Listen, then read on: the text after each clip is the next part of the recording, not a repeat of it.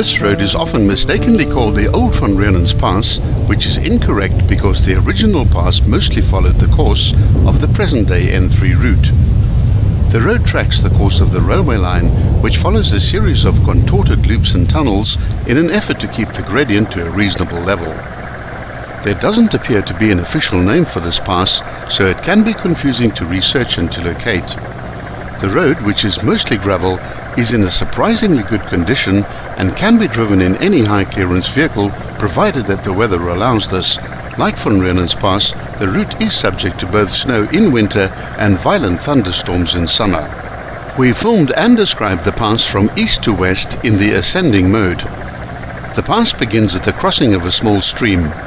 In wet weather, this could become a formidable obstacle. The railway line tracks the road on the left-hand side, and the daunting views of the mountains that you're about to climb dominate the skyline ahead of you.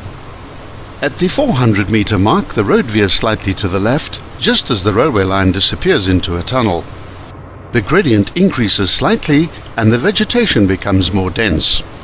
Watch out for farm animals all along this section, although these mobile hazards can appear anywhere along this part of the road, right up until the upper reaches of the pass. The road curves back to the right and flattens out for a short stretch with some rural dwellings on the right-hand side. The road now follows a series of shallow bends, climbing ever upwards. Tall trees lining the route give a forest-like impression, but most of these are unfortunately alien. At the 1.4 kilometer mark, the road bends through a long and gradual 90-degree right-hand turn, then almost immediately curves back to the left through a full hairpin of 190 degrees. The road soon plunges into a dense thicket of trees which obscures the sunlight. Slow right down at this point, as without warning the narrow entrance to a tunnel appears in front of you.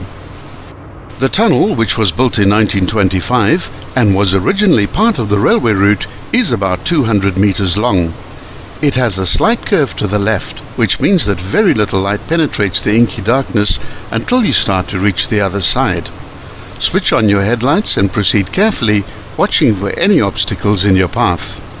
Once you've cleared the tunnel, the road bends to the right and then back to the left, and continues to meander up the mountainside, now heading almost directly south. At the 3.4 kilometer mark, there's an intersection with a road leading off to the left, which is the entrance to the Clove railway siding. Thick bush on the left-hand side obscures your view at this point, but be patient, it does become more open. After a short straight, the road turns through a long 90-degree corner towards the right. If you stop at this point and look down towards the east, you'll be able to marvel at the snake-like course of the railway as it twists and turns its way through the tunnels and loops across bridges in an attempt to keep the gradient as shallow as possible. The road now enters a sequence of 16 corners, turning left and right through a series of gentle bends, climbing steadily upwards at a constant gradient. The original Van Reenen's Pass was first laid out in 1856, following the path of traditional game trails. It was named after the rather shadowy figure of Franciscus van Reenen, who owned farms in the area and was a member of the first Harrismith Town Council. Be sure to watch part 2 of the Van Reenen's Railway Pass, which deals with the upper section and the connection point with the N3 highway.